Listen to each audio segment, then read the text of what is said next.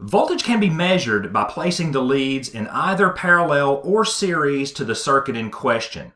In other words, one doesn't have to disconnect any wires to perform the check.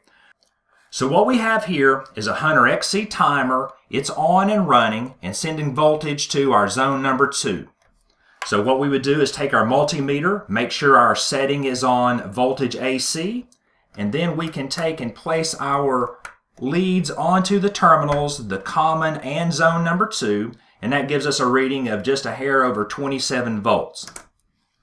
So let's pretend that we're out at the valve box and we need to take a reading of the voltage that's coming through our wires out to the valve.